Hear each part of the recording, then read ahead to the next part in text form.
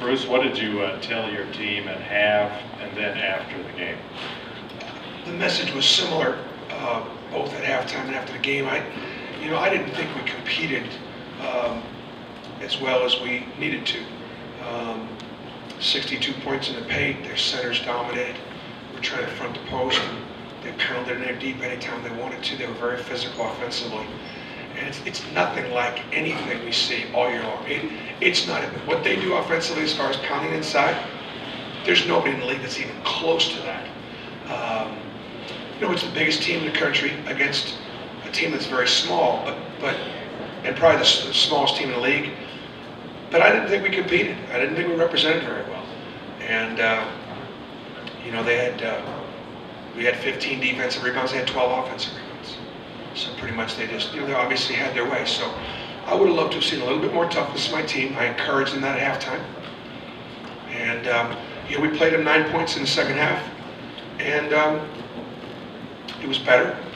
But obviously, last time I was down, was it 30-4? 30-4?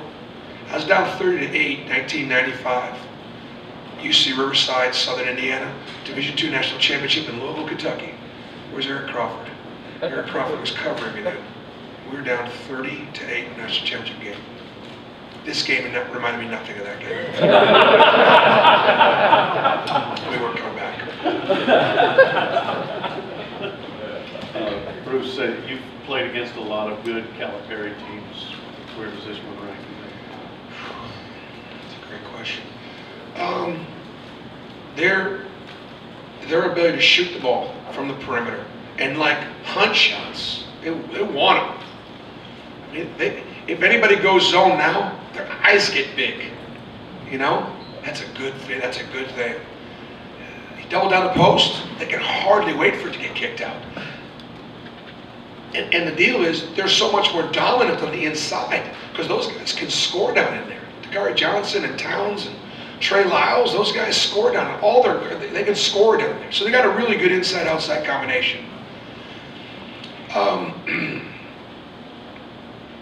don't know that defensively they're John's best team. They play hard. They play unselfishly. I think they got great kids. I think this is a team that coaches enjoying coaching. But they're physically overwhelming. I've never seen freshmen that strong, that physical. Golly.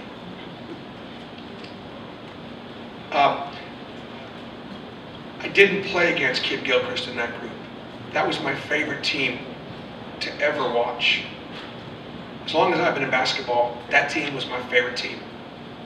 Because I knew those kids in recruiting, and that was my first year out.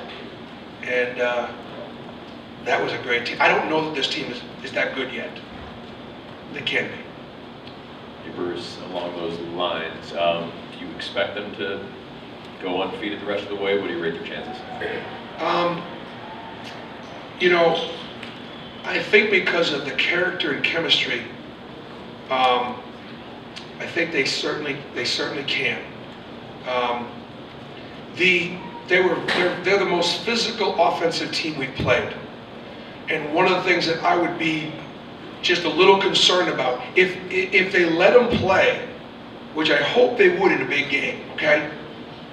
They should have a real good chance. I just would hate that if they all of a sudden start calling it differently in the tournament and start calling a lot of, because they're very physical when they post up, they're very physical when they get it in there deep, and none of those were fouls tonight. If that stays the way it will be, I think they certainly can. Bruce, with that said, how important is Andrew Harrison to their team, do you think, what he does directing that offense?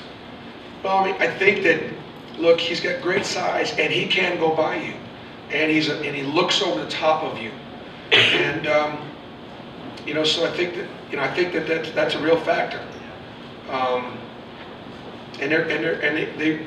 He's solid defensively. He's a big guard, but both of the Harrisons play good defense. I mean, they're committed to it. So. Coach, will you in the future make changes to with your team not being that big to playing teams that are much bigger? What's going to be the strategy when you have to play a team that's much bigger than yours?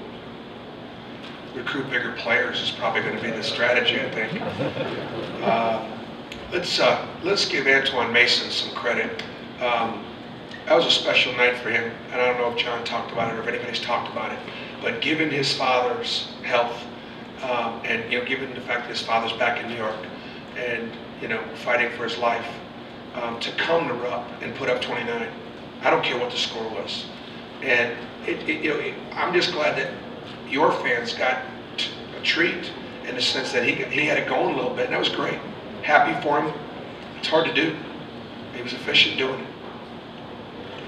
Bruce, what kind of an advantage is it for Kentucky to have not 1, 2, 3, but 4 or 5 big guys to pound away?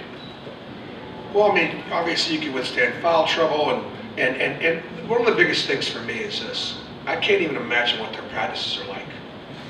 I mean, I just can't. And like for me, it's when we're not as deep, not as talented, it's hard for me in practice to get our guys to get better sometimes. Okay, our roster's pretty thin. I can't live without 2 or 3 guys for sure. These guys getting better because they're banging each other in practice all the time. So great depth is a great thing. And they're playing, 25 assists, they're sharing the ball. Just got to keep on. They just got to keep on listening to coach and take it one at a time and stay unselfish.